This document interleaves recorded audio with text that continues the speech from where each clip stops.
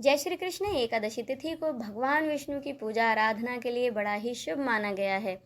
इस दिन दान, उपासना, व्रत व अन्य शुभ कार्य करने से भगवान विष्णु की असीम कृपा हमें प्राप्त होती है। यही नहीं, भगवान विष्णु के साथ साथ माता लक्ष्मी का आशीर्वाद भी हम पर सदा बना रहता है। एकादशी का व्रत महीने में 2 बार रखा जाता है, एक शुक्ल पक्ष की एकादशी को, दूसरा कृष्ण पक्ष की एकादशी को।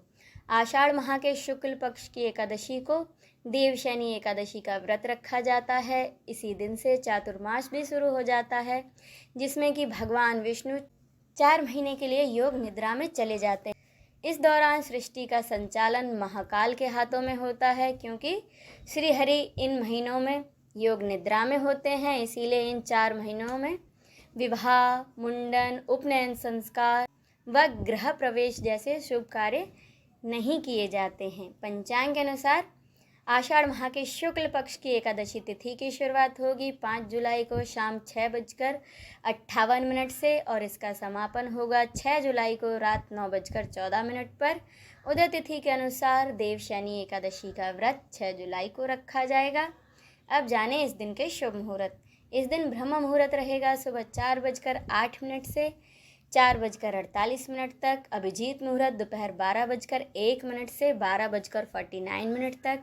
अमृत काल दोपहर 12:51 से 2:38 तक। विजय मुहूर्त दोपहर 2:45 से 3:40 तक। निशिता मुहूर्त रात 12:06 से 12:46 तक।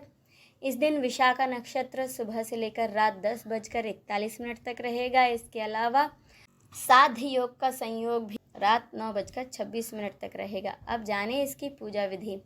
देवशयनी एकादशी के दिन सुबह ब्रह्म मुहूर्त में उठकर स्नान आदि से निवृत्त होने के बाद जहाँ तक हो सके पीले रंग के वस्त्र ही धारण करें। अब घर के मंदिर की अच्छे से साफ सफाई करें। अब घर के मंदिर में या अलग से एक चौकी पर पीला कपड़ा बिछाकर उस पर सबसे पहले प्रथम पूज्य श्री गणेश की स्थापना करें। अगर आपके पास गणेश जी की मूर्ति है या फोटो है, जो भी है, उसे फूलों का आसन देते हुए उसकी स्थापना करें। अगर आपके पास मूर्ति है तो उसे पंचामृत से स्नान कराएं। इसके बाद शुद्ध जल से स्नान कराएं। फिर भगवान विष्णु और माता लक्ष्मी की मूर्ति या फोटो की स्थापना करें। अगर आपके पास भगवान विष्णु की मूर्ति है तो उसे भी पंचामृत से स्नान कराएं। इसके बाद शुद्ध जल से स्नान कराएं। और अगर आपके पास मूर्ति नहीं, फोटो है, तो उस पर गंगा जल के छींटे मारकर साफ कपड़े से पोंछ दें। अब अगर आपके पास वस्त्र हैं तो भगवान को अर्पित करें। अगर आपके पास वस्त्र नहीं हैं तो आप वस्त्र की भावना से कलावा या जनेऊ सबसे पहले प्रथम पूज्य गणेश को अर्पित करें। उसके बाद श्री हरि विष्णु को अर्पित करें, माता लक्ष्मी को अर्पित करें। इसके बाद भगवान को फूल माला अर्पित करें। सबसे पहले गणेश जी को फूल माला अर्पित करें।